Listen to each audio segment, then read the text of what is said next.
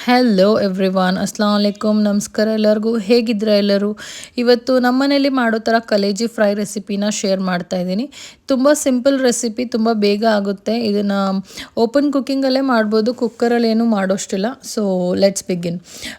liver pieces ತುಂಬ ದೊಡ್ಡದಾಗಿತ್ತು so ನಾನು ಅದನ್ನು ಚಿಕ್ಕ ಚಿಕ್ಕದಾಗಿ ಕಟ್ ಮಾಡ್ಕೋತಾ ಇದ್ದೀನಿ ಚಿಕ್ಕದಾಗಿ ಕಟ್ ಮಾಡೋದ್ರಿಂದ ಫ್ರೈ ಬೇಗ ಆಗುತ್ತೆ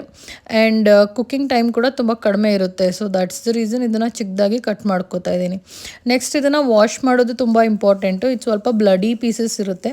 ಸೊ ಅದನ್ನು ಚೆನ್ನಾಗಿ ವಾಶ್ ಮಾಡ್ಕೋಬೇಕು ಅದನ್ನು ವಾಶ್ ಮಾಡೋಕ್ಕೆ ಫಸ್ಟು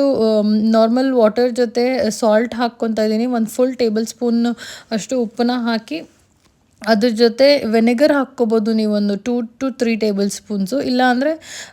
ಅರ್ಧ ನಿಂಬೆಹಣ್ಣು ಜ್ಯೂಸನ್ನ ಫುಲ್ ಜ್ಯೂಸನ್ನ ಹಾಕಬೇಕು ಸೊ ಇದರಲ್ಲಿರೋ ಬ್ಲಡ್ ಎಲ್ಲ ಆಚೆ ಬಂದುಬಿಡುತ್ತೆ ಆ್ಯಂಡ್ ತುಂಬ ಚೆನ್ನಾಗಿ ಕ್ಲೀನ್ ಆಗಿಬಿಡುತ್ತೆ ಸ್ಮೆಲ್ ಏನೂ ಬರೋಲ್ಲ ಕುಕ್ ಮಾಡುವಾಗ ಸೊ ಇದನ್ನು ಚೆನ್ನಾಗಿ ವಾಶ್ ಮಾಡ್ಕೊತಾ ಇದ್ದೀನಿ ನೆಕ್ಸ್ಟ್ ಒಂದು ಪ್ಯಾನಲ್ಲಿ ಆಯಿಲ್ ತೊಗೊಂಡಿದ್ದೀನಿ ಒಂದು 3 ಹಸಿಮೆಣ್ಸಿನ್ಕಾಯಿನ ಸ್ಲಿಟ್ ಮಾಡ್ಕೊಂಡಿದ್ದೆ ಅದ್ರ ಜೊತೆ 1 ಟೇಬಲ್ ಸ್ಪೂನ್ ಅಷ್ಟು ಜಿಂಜರ್ ಗಾರ್ಲಿಕ್ ಪೇಸ್ಟ್ನ ಹಾಕ್ಕೊಂಡು ಚೆನ್ನಾಗಿ ಫ್ರೈ ಮಾಡ್ತಾಯಿದ್ದೀನಿ ನೆಕ್ಸ್ಟ್ ಇದರಲ್ಲಿ 3 ಆನಿಯನ್ ಚಿಕ್ಕದಾಗಿ ಕಟ್ ಮಾಡಿ ಹಾಕ್ಕೊಂಡಿದ್ದೆ ಆನಿಯನ್ ಫ್ರೈಡ್ ತುಂಬ ಚೆನ್ನಾಗಿರುತ್ತಲ್ವ ಸೊ ಆನಿಯನ್ ಎಲ್ಲದರಲ್ಲೂ ಫ್ರೈ ಐಟಮಲ್ಲಿ ಚೆನ್ನಾಗಿರುತ್ತೆ ನೆಕ್ಸ್ಟ್ ಇದರಲ್ಲಿ ಎಲ್ಲ ರೆಗ್ಯುಲರ್ ಮಸಾಲೆ ಹಾಕ್ಕೋತಾ ಇದ್ದೀನಿ ಅರಿಶಿಣದ ಪುಡಿ ಖಾರದ ಪುಡಿ ಮತ್ತು ಧನಿಯಾ ಪುಡಿ ಆ್ಯಂಡ್ ದೆನ್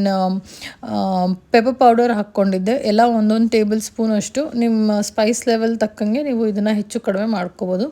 ಮತ್ತು ಜೀರಾ ಪೌಡರ್ ಹಾಕಿದ್ದೆ ಇದನ್ನು ಚೆನ್ನಾಗಿ ಫ್ರೈ ಮಾಡ್ಕೊಂಡಿದ್ದೀನಿ ಇದು ಆನಿಯನ್ ಚೆನ್ನಾಗಿ ಫ್ರೈ ಆಗಿಬಿಟ್ಮೇಲೆ ಇದರಲ್ಲಿ ಲಿವರ್ ಪೀಸಸ್ನ ಹಾಕ್ಕೋತಾ ಇದ್ದೀನಿ ಆಯಿಲ್ ಸ್ವಲ್ಪ ಹೆಚ್ಚಾಗೇ ಹಿಡಿಯುತ್ತೆ ಇದು ಫ್ರೈ ಐಟಮ್ ಅಲ್ವಾ so that's the reason high flame ಮಾಡಿಕೊಂಡು ಇದನ್ನು ಚೆನ್ನಾಗಿ ಫ್ರೈ ಮಾಡ್ಕೋತಾ ಇದ್ದೀನಿ